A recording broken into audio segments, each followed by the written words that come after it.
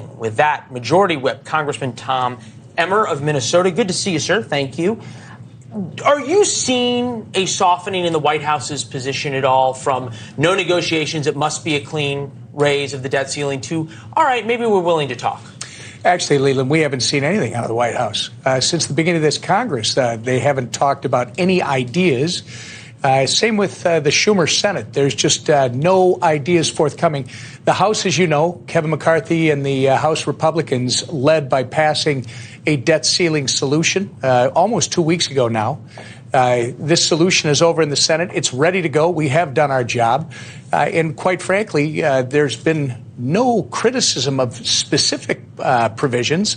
It's just a criticism in general of what Republicans have done to try and solve the problem. Well, fair enough, although we have heard from the White House now an invitation to come meet. That was something that had not been there, right? There was no discussion with Kevin McCarthy before you all passed this.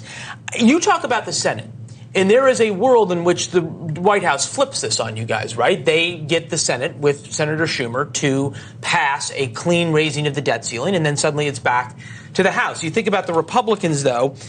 There was a letter by Mike Lee saying that they stand with Kevin McCarthy. A couple of senators did not. Lisa Murkowski, Rand Paul, John Kennedy, Susan Collins, Josh Hawley, and Mitt Romney did not sign the letter. You're the House Whip. How much pressure is being put on Senate Republicans to hold the line of the House? Well, I think that's the wrong pressure. The pressure's on the White House.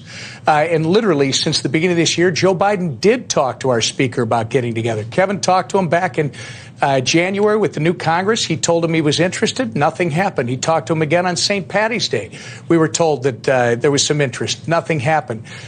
Speaker McCarthy sent the president a letter outlining what House Republicans would do. Still no response. What happened then is we passed the bill almost 2 weeks ago, sent it over to the Senate. And while you point out some names, I'll tell you what, one of the people out in the first batch saying he supported what we did, Senator Mitt Romney. So there's a huge support from Republicans over in the Senate. And quite frankly, Chuck Schumer, he can't get all of his members on board to do a debt ceiling increase without any spending reform. To call it clean, there's nothing more dirty than that, Leland. Fair enough, but there is a world in which Republicans get pressured by Democrats in the Senate. And I guess my question to you is, what efforts are underway to try and keep the Republicans in the Senate as united as you all say the Republicans in the House are? Well, I'm going to tell you, I think the Senate Republicans understand what the House Republicans, and quite so you're not worried about them caving? Caving? No, I think they're over there backing up Kevin McCarthy's play. They know that this is about the American people. This is about making sure that we protect this great country, not just for the current generation, but for generations to come.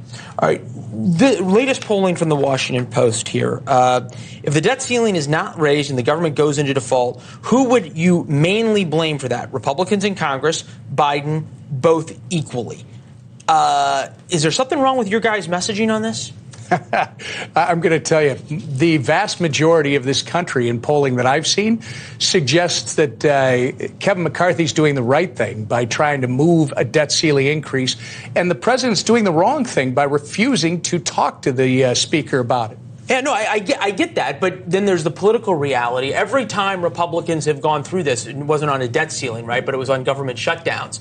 And I've heard the same arguments. But every time Republicans get blamed for it, and then they get shellacked. I'm going back to the Trump government shutdown. I'm going back all the way back to Bill Clinton's time. It's just never politically worked out well for Republicans. Is there a reason to think this time will be different? Well, I believe you're conflating debt ceiling politics with government shutdown politics. This is a much bigger deal when it comes to defaulting on our debt.